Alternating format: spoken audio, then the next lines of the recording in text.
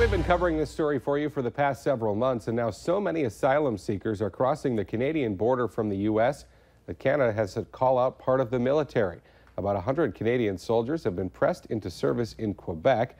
They've been setting up tents to accommodate close to 500 people. The soldiers will also be assisting police and Canadian border services. Hi again, and good morning, everyone. Thanks for waking up with the Valley today. I'm Lisa Vidot here with Kyle Bosch, just getting started with our nonstop news and weather to the top of the hour to help you plan your day. Breaking news this morning. North Korea has just announced a detailed plan to launch ballistic missiles toward the U.S. Pacific territory of Guam, a major military hub and home to U.S. bombers. If carried out, the move would be Pyongyang's most provocative missile launch to date. Now, the announcement warned that the North is preparing a plan to fire 4 of its missiles over Japan and into the waters around Guam, which hosts 7,000 U.S. military personnel on 2 bases and has a population of 160,000 people. Now, Japan has said it could shoot down the missiles for the United States if North Korea fires them.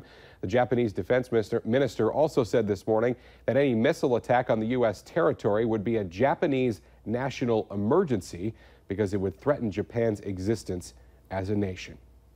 Well, developing for you this morning, the FBI investigation into possible collusion between members of the Trump campaign and Russia is picking up steam. Agents working for special counsel Robert Mueller searched the Virginia home of former Trump campaign chairman Paul Manafort in the early morning hours late last month. The development came just a day after Manafort had voluntarily answered questions from the Senate Intelligence Committee staff.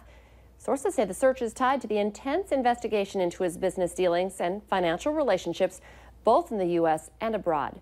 Manafort's spokesman says Manafort has consistently cooperated with law enforcement in other serious inquiries and did so on this occasion as well. Time now to get a check of our storm team forecast this morning with meteorologist Lisa Green, and still some of the amazing pictures that we continue to see from our viewers of that funnel cloud last night. Yeah, it was just at the perfect time, right around drive time after 5 o'clock. So a lot of people saw this and took photos of it and shared it with us. That funnel cloud around the Moorhead area. This was taken east of Dilworth. Bo sent this one to us of that funnel that didn't quite make it to the ground. Good thing here yesterday. It was just kind of scary looking as we were all trying to head home last night. It was much quieter this morning, but we still have some rain showers out there. Bemidji seeing some rain, especially just west of you, and then down into Hubbard County as well. Park Rapids seeing a little bit of that rain shower activity as well. And this is all making its way around that area of low pressure, but that brought us the rain and thunderstorms yesterday.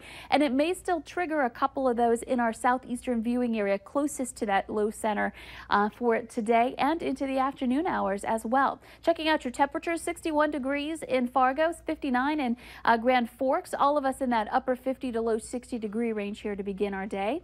And our planner for today, we've got mostly cloudy skies in Fargo. Gradually, little by little, we'll see those clouds clear out and we'll end up with some sunshine in the second half of the day for Fargo, with temperatures rising as a result into the 70s for your high, 76 degrees with wind out of the north and into the teens. So not quite hot summer heat that we're dealing with here, but we'll see that coming up in the end of your extended planner. This weekend, temperatures 70s to some low 80s, perhaps a shower or two Sunday night.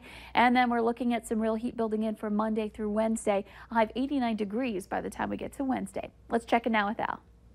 Lisa, we're headed into North Fargo on Interstate 29, and I-29 northbound traffic is pretty active this morning. Southbound is actually fairly active as well. Travel speeds are 60 to 65 miles an hour. I'll tell you something, though. Interstate 94 traffic is more heavy, and it's certainly faster, that's for sure. A lot faster traffic moving along on the Interstate 94. Not hearing of any crashes or anything this morning other than that one that we told you about on 34th Street in Moorhead. I suspect that has been cleared by now. Overall, things are looking pretty darn good. Extra care through those construction zones, folks. Willamette Valley today traffic. A busy intersection under construction in West Fargo has left more than a few drivers frustrated. And one local man contacted our whistleblower hotline saying it even left his car damaged, and him wondering why he's having to foot the bill for repairs. Cones line the intersection of 9th Street East and Prairie Parkway, directing traffic through that construction zone. And while our cameras were rolling, we spotted several close calls. But Curtis Ness was actually run into earlier this week when someone tried to cross that area out of a parking lot. Ness says after his crash, the city put up cones to block that route, but he's still frustrated that he's on the hook for the cost of his car's damage and that the other driver didn't get a ticket. Ness says despite the cone changes, he'll try to avoid the intersection from now on. Work there goes through November. A disturbing case coming from Massachusetts this morning. Police have arrested 2 girls who allegedly put a baby into a refrigerator and posted it on Snapchat.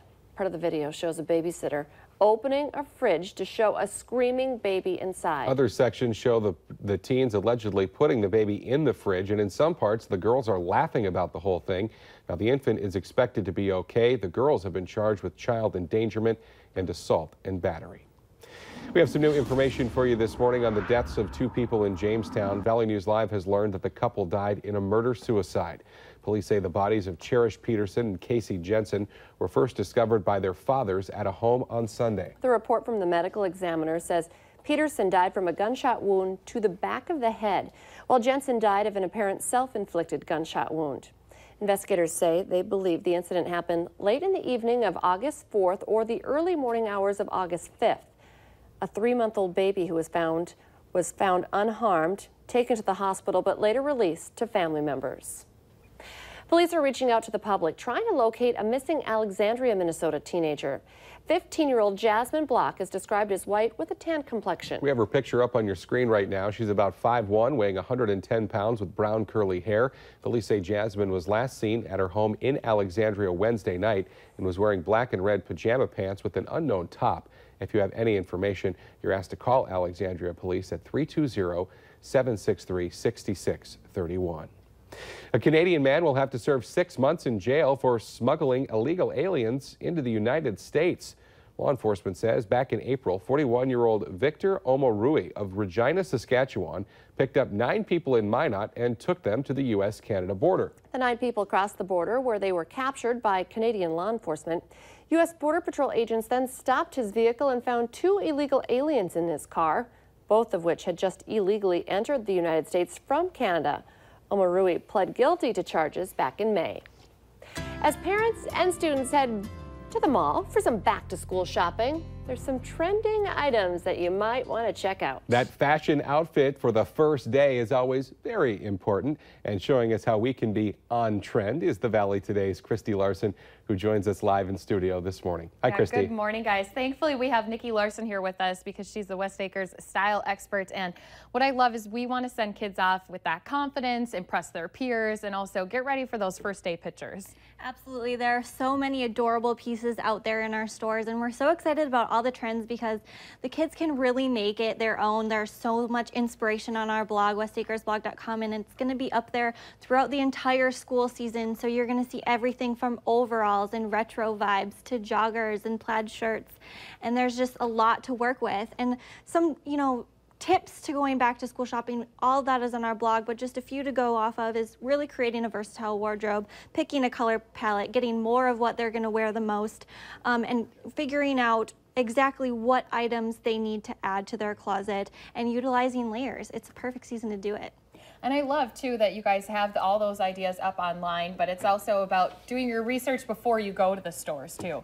Absolutely. Check out our blog, get some inspiration, and then go to our website, make a little game plan. It will make a really smooth shopping trip. I know I've seen all those sale signs up there, and Lisa, I know you said you guys are getting ready for back to school, even some for the first time this year as well. So you definitely want to go online, check that out. We do have a link to the West Acres blog on valleynewslive.com. Click on the hot button. Of course, we'll be putting up a story with some of those photos of what to look for also later. I think we should probably bring in some of the pictures of our first day outfits over the years, and Nikki can critique them.